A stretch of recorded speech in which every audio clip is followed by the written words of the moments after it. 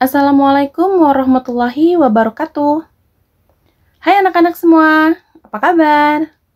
Kali ini kita ketemu lagi dalam pembahasan ilmu pengetahuan alam, pokok bahasan, tekanan pada zat bagian pertama. Apa saja yang akan kita pelajari pada pertemuan kali ini? Pada pertemuan kali ini kita akan membahas tekanan pada zat padat, cair, dan gas. Baik, langsung saja kita bahas pertemuan kita pertama ini dengan materi yang pertama, yaitu tekanan pada zat padat. Tekanan pada zat padat, diawali dengan pengertian tekanan itu sendiri ya anak-anak. Tekanan adalah gaya yang bekerja tegak lurus satuan luas. Nah, jika kalian amati pada gambar berikut, disiapkan sebuah kubus atau benda apapun ya, bisa balok atau silinder. Nah, kemudian diletakkan pada sebuah lantai. Nah, biasanya dia akan memberikan gaya tekan ke bawah, seperti itu. Kemudian, seberapa besar tekanannya itu dipengaruhi oleh luas permukaan bagian bawah dari benda tersebut. Kebetulan ini adalah balok. Jika kita bandingkan misalnya dengan benda yang lain yang lebih besar, maka tekanannya pasti berbeda. Kenapa? Karena luas permukaannya berbeda. Nah, jadi dipengaruhi oleh besar gaya tekan dan luas permukaan bagian bawah dari bendanya ya anak-anak. Nah, rumus tekanan itu sendiri adalah P sama dengan F per A. Nah, dengan P adalah tekanan, satuannya adalah Newton per meter kuadrat atau Pascal. Ya, Pascal adalah untuk menghormati fisikawan Prancis, yaitu Blaise Pascal, ya, yang menemukan hukum tekanan ini. Kemudian ada F, gaya yang bekerja, ya, gaya tekan. Satuannya adalah Newton, kemudian ada A adalah luas permukaan bidang tekan, satuannya adalah meter kuadrat. Ya, seperti yang Bu Nur sudah sampaikan tadi, bahwa luas permukaan ini pasti nanti berbeda-beda, tergantung bentuk dan besar kecilnya benda. Seperti itu ya anak-anak. Oke, selanjutnya kita lihat contoh soal dan penyelesaian bagian pertama, ya, yaitu tekanan pada zat padat. Berdasarkan gambar berikut ini, berapakah besar tekanan balok apabila gaya yang diberikan sebesar 600 Newton? Anak-anak, di sini yang diketahui adalah ada sebuah balok dengan masing-masing memiliki panjang 6 meter, kemudian lebarnya 5 meter, dan tingginya 12 meter. Kemudian memiliki gaya tekan sebesar 600 Newton. Ya, yang ditanyakan adalah P atau tekanannya. Anak-anak, jangan lupa ya, ketika menjawab soal-soal fisika harus dijawab secara sistematis. Jadi kalian harus lengkap, ada diketahui, ditanya, dan dijawab. Oke, langsung saja kita cari jawabannya. Ya, kita akan menggunakan rumus P sama dengan F per A. Namun di sini kita A-nya atau luas permukaannya belum ada anak-anak. Oke, kalian ingat-ingat ya, di sini luas permukaan balok ini bentuknya apa? Ya, bentuknya adalah persegi ya. Luas persegi adalah panjang kali lebar. Ya anak-anak, ini bukan bidang 3 dimensi yang diambil, tapi bidang 2 dimensinya ya. Kita fokus pada bagian permukaan bawahnya saja, yaitu 6 kali 5. Hasilnya adalah 30 meter untuk luasnya. Baru kita masukkan ke rumus P sama dengan F per A, yaitu 600 Newton dibagi 30 meter kuadrat. Hasilnya adalah 20 Pascal. Ya. Oke, selanjutnya tekanan pada zat cair. Nah, setelah kita membahas tentang tekanan pada zat padat, kita akan membahas tekanan pada zat cair. Nah, zat cair bisa berupa air, bisa berupa minyak, oli, bensin, dan lain sebagainya. Nah, setiap zat cair pasti ketika kita masukkan ke dalam sebuah wadah, dia akan memberikan tekanan ke segala arah. Seperti itu ya anak-anak. Nah, macam-macam zat cair yang baru saja Bu Nur sebutkan itu memiliki massa jenisnya masing-masing ya, maka itu pun berpengaruh Karena air tidak sama dengan minyak, tidak sama dengan bensin, tidak sama dengan oli. Kalian harus paham itu ya. Kalian tentu pernah mempelajari ini. Nah, sekarang kita lihat di sini Bu Nur sudah menyajikan ada sebuah cairan yang dimasukkan ke dalam sebuah wadah, di mana angka 1, 2, dan 3 ini adalah sebuah lubang, ya, lubang yang diberikan pada wadah tersebut. Nah, ketika lubang itu kita buka bersamaan, kalian lihat anak-anak, di sini tekanan pada lubang yang paling bawah, yaitu nomor 3 itu lebih besar. Maka hasilnya adalah air yang dikeluarkan pun akan lebih jauh ya anak-anak. Kemudian tekanan kedua yaitu pada lubang nomor 2 juga agak lebih jauh dari yang ketiga. Kemudian pada lubang bagian atas nomor 1 itu tekanannya paling rendah. Kenapa? Karena kondisi tertekan adalah kondisi yang paling besar adalah yang paling bawah. Seperti itu. Semakin ke atas tekanannya semakin rendah. Seperti itu ya anak-anak. Karena tadi Bu Nur bilang bahwa tekanan zat cair itu ke segala arah. Ya, yang paling bawah adalah tekanan yang paling besar. Oke, rumusnya adalah P sama dengan Rho dikali G dikali H. Dengan Rho adalah massa jenis zat cair, satuannya kilogram per meter kubik. Kemudian G adalah percepatan gravitasi, satuannya adalah meter per second kuadrat. Nah, H adalah kedalaman atau ketinggian zat cairnya. Dalam suatu wadah, satuannya adalah meter. Oke, langsung saja kita lihat contoh soal dan penyelesaian bagian kedua. Berdasarkan gambar, kalian amati gambarnya anak-anak. Apabila massa jenis air adalah 1000 kg per meter kubik dan percepatan gravitasi adalah 10 meter per second kuadrat, berapakah besar tekanan yang dialami ikan? Ya, kita tuliskan dulu anak-anak yang diketahui apa saja. Massa jenisnya adalah 1000 kg per meter kubik, kemudian gaya gravitasinya adalah 10 meter per second kuadrat. Kemudian yang ditanyakan adalah P. Nah, kalian harus amati dulu letak ikan di dalam wadah tersebut, anak-anak. Nah, kondisi ikan ditekan itu adalah pada ketinggian permukaan sampai ikan sebagai titiknya, ya, anak-anak. Jadi, kebetulan di sini tinggi keseluruhan cairannya adalah 80 cm. Kemudian ketinggian ikan dari ikan sampai permukaan paling bawah adalah 20 cm. Sedangkan posisi tertekan adalah posisi dari permukaan sampai ikannya anak-anak. Maka dari itu angka 80 cm ketinggian keseluruhan dikurangi oleh 20 cm posisi ikan sampai permukaan paling bawah. Hasilnya adalah 60 cm. Itu untuk hanya ya anak-anak. Nah, karena ini satuannya dalam cm, kita rubah menjadi meter dibagi 100 anak-anak ya. Hasilnya adalah 0,06 meter. Nah, kita masukkan ke rumus P sama dengan Rho dikali G dikali H. 1000 dikali 10 dikali 0,06 hasilnya adalah 600 Pascal.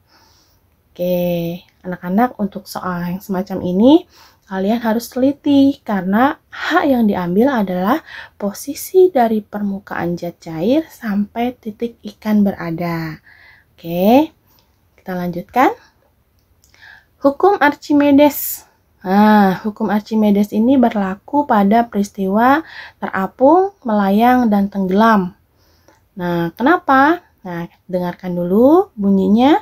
Jika sebuah benda dicelupkan ke dalam zat cair, maka benda tersebut akan memperoleh gaya yang disebut gaya apung atau gaya ke atas sebesar zat cair yang dipindahkan. Seperti itu. Oke, mungkin kalian belum paham dengan pernyataan ini. Silakan kalian amati gambarnya, ya. Kita bisa menggunakan logika anak-anak. Kenapa sebuah benda terapung? Ya, kita kaitkan massa jenis antara kedua benda padat dan benda cairnya, seperti itu. Otomatis kalian bisa menyimpulkan dia terapung karena massa jenis bendanya itu lebih kecil dari massa jenis zat cairnya. Maka dia terangkat. Nah, kemudian untuk benda yang tenggelam berarti massa jenis bendanya lebih besar dari massa jenis zat cairnya. Maka dia jadi tenggelam. Kemudian untuk benda yang melayang, massa jenis benda dengan massa jenis zat cairnya adalah sama. Nah, Yang membuat posisi benda-benda ini berbeda adalah kemampuan air memberikan gaya angkat ke atas anak-anak. Seperti itu. Nah, gaya angkat ke atas ini dirumuskan dengan FA sama dengan Rho dikali G dikali V. Dengan FA adalah gaya ke atas, satuannya adalah Newton. Kemudian Rho adalah massa jenis, satuannya kilogram per meter kubik. Kemudian G adalah gravitasi bumi, biasanya 10 meter per second kuadrat. Dan V adalah volume zat cairnya. Ya, langsung saja kita lihat penerapannya. Contoh soal dan penyelesaian bagian ketiga. Suatu benda berbentuk kubus memiliki panjang 0,2 meter. Benda itu berada dalam air yang massa jenisnya 800 kg per meter kubik. Tentukan besar gaya ke atas yang dialami benda tersebut. Seperti biasa, jawab secara sistematis. Oke, diketahui kubusnya memiliki sisi 0,2 meter. Kemudian massa jenisnya adalah 800, massa jenis zat cair ya anak-anak, 800 kg per meter kubik. Kemudian gravitasinya adalah 10 meter per second kuadrat. Anak-anak, jika di dalam soal tidak disebutkan G-nya, maka G harus sudah di luar kepala ya, karena nilainya pasti antara 9,8 meter per second kuadrat atau 10 meter per second kuadrat. Kita ambil yang termudah, yaitu 10 meter per second kuadrat. Oke, yang ditanyakan adalah FA atau gaya angkat ke atasnya. Maka jawabannya, ya, kita akan masuk ke rumus FA sama dengan Rho dikali G dikali V. Namun di sini kita belum menemukan volume dari kubusnya. Kita harus cari dulu. Volume kubus sama dengan sisi pangkat 3. Ya, kebetulan di sini sisinya adalah 0,2 meter, maka 0,2 dipangkatkan 3. Hasilnya adalah 0,008 meter kubik. Ya, baru setelah itu kita masukkan ke rumus FA sama dengan Rho dikali G dikali V. Ya, FA sama dengan 800 dikali 10 dikali 0,008. Hasilnya adalah 64 Newton. Cukup mudah ya anak-anak. Nah, nanti kita akan latihan lagi. Oke, selanjutnya hukum Pascal. Masih berkaitan dengan tekanan pada zat cair. Ya, kita membahas hukum Pascal. Perhatikan bunyinya. Tekanan yang diberikan pada zat cair dalam ruang tertutup diteruskan ke segala arah dengan sama besar. Nah, prinsip hukum Pascal ini jika kalian mencoba bayangkan, mungkin kalian pernah melihat papa atau mama membawa kendaraan seperti mobil ya ke tempat pencucian mobil yang otomatis ya, yang sekarang sudah banyak ya, yang modern. Nah, mereka menggunakan mesin hidrolik biasanya. Ya, mesin hidrolik ini menggunakan metode tekanan zat cair pada ruang tertutup. Nah, sebetulnya itu adalah penerapan hukum Pascal. Dan yang paling mudah lagi biasanya adalah suntikan. Nah, jika kalian pernah mengamati cara kerja suntikan, biasanya di dalamnya ada cairan ya, cairan yang obat biasanya yang sudah dimasukkan oleh dokter melalui jarum. Kemudian di dalam alatnya itu terdapat karet ya. Karet itu fungsinya untuk supaya vakum anak-anak ya. Karet itu kan sifatnya elastis, jadi dia bisa mengikuti bentuk dari bendanya, maka dia akan membuat vakum daerah dalam, bagian dalamnya agar tidak ada udara. Seperti itu, untuk mendorong cairan bisa keluar melalui jarum suntik. Itu sebetulnya adalah contoh yang paling mudah dari penerapan hukum Pascal. Nah, sekarang kita kembali ke contoh yang pertama. Gambarannya adalah seperti pada gambar. Ya, di sini ada bentuk pipa U. Ya, masing-masing memiliki luas permukaan yang berbeda dan masing-masing memiliki gaya tekan dan gaya angkat. Jadi kita mulai pada pipa U bagian paling kanan. Ya, di sini ada gaya tekan F1 yang memiliki luas permukaan bidang tekannya itu A1. Jadi dia lebih kecil. Kenapa lebih kecil? Karena dia harus memberikan tekanan yang lebih besar. Ya, tekanan yang lebih besar dihasilkan oleh ruang yang luas permukaannya lebih kecil, ya. Kemudian dia akan di dalamnya yang berwarna biru adalah zat cair, air biasanya. Kemudian kalau bagian F1-nya ditekan, dia akan memberikan gaya dorong ke F2, ya. F2 itu otomatis nanti akan mengangkat. Nah, bagian F2 ini lebih besar. Biasanya disesuaikan dengan berat beban yang akan diangkat, ya. A-nya pun juga A-nya itu lebih besar, seperti itu. Nah, sekarang untuk rumusnya itu karena di sini menggunakan pipa U, maka dibandingkan masing-masing tekanan pada bagian pertama dan bagian kedua. P1 sama dengan P2. P1 sama dengan F1 per A1 sama dengan P2 F2 per A2, ya. Nah, kita kali silang seperti biasa anak-anak, hasilnya nanti F1 kali A2 kemudian F2 dikali A1, ya.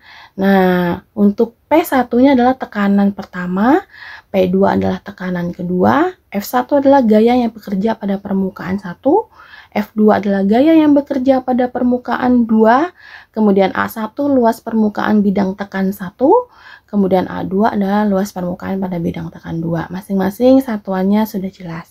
Oke, langsung saja kita lihat penerapannya pada kehidupan sehari-hari. Contoh soal dan penyelesaian bagian keempat. Diketahui F1 100 Newton, A1 sama dengan 2 meter kuadrat, A2 sama dengan 4 meter kuadrat, yang ditanyakan adalah F2. Nah, ini dihasilkan dari contoh soal pada gambar. Perhatikan anak-anak, ya, F1-nya 100 Newton, A1-nya 2 meter, A2-nya 4 meter, yang ditanyakan adalah F2-nya, yaitu gaya angkatnya. Langsung saja kita masukkan rumusnya. F1 per A1 sama dengan F2 per A2, kemudian dikali silang, ya. F1 sama dikali A2 sama dengan F2 dikali A1. Kita masukkan angkanya semua, hasilnya adalah 200 Newton, ya. Jadi ini cukup mudah anak-anak, tinggal kalian nanti bisa menggunakan metode perkalian silangnya, ya, seperti yang pernah kita pelajari sebelumnya. Oke, selanjutnya setelah kita membahas tekanan pada zat padat, zat cair, kita masuk pada tekanan pada gas. Nah, pada gas ini dibagi menjadi dua. Ada tekanan udara terbuka dan ada juga tekanan udara tertutup. Oke, kita bahas yang satu persatu ya. Yang pertama, tekanan udara terbuka. Alat yang digunakan untuk mengukur tekanan udara di ruang terbuka adalah barometer.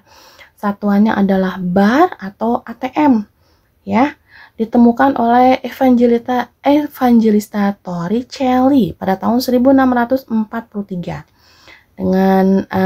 Dengan bunyi, ya, ketentuannya setiap kenaikan 10 meter dari permukaan laut, tekanan udara berkurang sebesar 1 mm Hg, ya. Hg itu adalah air raksa anak-anak yang biasa digunakan untuk termometer, barometer, dan lain sebagainya. Nah, kemudian tekanan udara tertutup. Alat yang digunakan untuk mengukur tekanan dalam ruang tertutup adalah manometer. Berdasarkan bahannya dibedakan menjadi manometer zat cair dan manometer logam.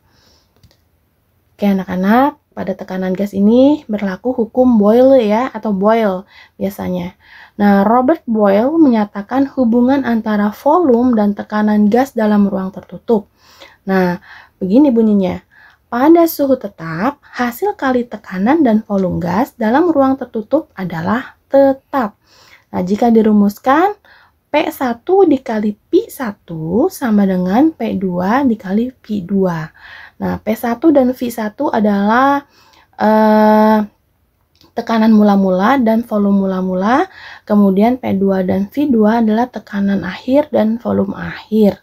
Ya, masing-masing kalian bisa lihat pada keterangannya satuannya masing-masing, disesuaikan. Kita lihat penerapannya pada kehidupan sehari-hari. Contoh soal dan penyelesaian bagian kelima. Sebuah alat suntik di dalamnya terdapat udara dengan volume 0,2 meter kubik dan tekanan sebesar 75 Pascal. Jika alat suntik ditekan sampai volumenya menjadi 0,04 meter kubik, Berapakah tekanan udara saat ini? Ya, penyelesaian. Diketahui V1 sama dengan 0,2 meter kubik, P1 75 Pascal, V2 0,04 meter kubik. Yang ditanyakan P2. Jawab. Kita tuliskan dulu rumusnya anak-anak. P1 dikali V1 sama dengan P2 dikali V2. Masukkan angkanya, maka 75 Pascal dikali 0,2 meter kubik sama dengan P2 dikali 0,04 meter kubik. Ya, dengan demikian P2 sama dengan 15 dibagi 0,04, hasilnya adalah 375 Pascal. Ya, oke anak-anak, tentang hukum Boyle sudah, kita masuk ke pembahasan kita yang terakhir, yaitu manometer. Nah, sebelumnya Bu Yunus sudah dijelaskan bahwa manometer adalah alat yang digunakan untuk mengukur tekanan udara pada ruang tertutup. Jadi, gambarnya seperti ini, kalian silakan amati ya. Nah, di sini ada dua gambar anak-anak ya. Pada gambar yang paling kiri, sebelah kiri ini adalah contoh gambar manometer terbukanya. Jadi dia masih terbuka ya anak-anak. Kemudian batas antara ketinggian volume udara awal sampai titik udara yang mau masuk ke dalam bagian dalam manometer itu adalah delta H-nya ya anak-anak ya. Seperti itu. Nah, kemudian pada sisi kanan adalah manometer pada posisi tertutup ya anak-anak. Pada saat tertutup nanti dia otomatis akan bergerak nih, udara yang di dalam pasti akan mendorong lagi udara yang sudah ada di dalam. Tetapi ketika terbuka, udara yang di dalam akan mendorong keluar seperti itu, karena sebagian akan keluar ya anak-anak, seperti itu. Nah, di masing-masing gambar sudah disiapkan rumusnya masing-masing. Jadi pada saat udara luar lebih besar, atau pada saat udara luar justru lebih kecil, penggunaan rumus tekanan pada manometer ini disesuaikan. Ya, nanti kalian akan pelajari langsung dengan Bu Nur di kelas ya anak-anak. Ya, sementara kalian cukup memahami untuk gambar bagian dan cara kerja manometernya terlebih dahulu. Oke. Baik anak-anak, kita sudah sampai ke pembahasan yang terakhir pada tekanan zat padat bagian pertama ini. Semoga kalian menjadi lebih semangat dan semakin termotivasi lagi untuk belajar tentang tekanan ya. Oke, silakan kalian memperbanyak referensi untuk menambah wawasan kalian. Terima kasih atas perhatian kalian. Wassalamualaikum warahmatullahi wabarakatuh.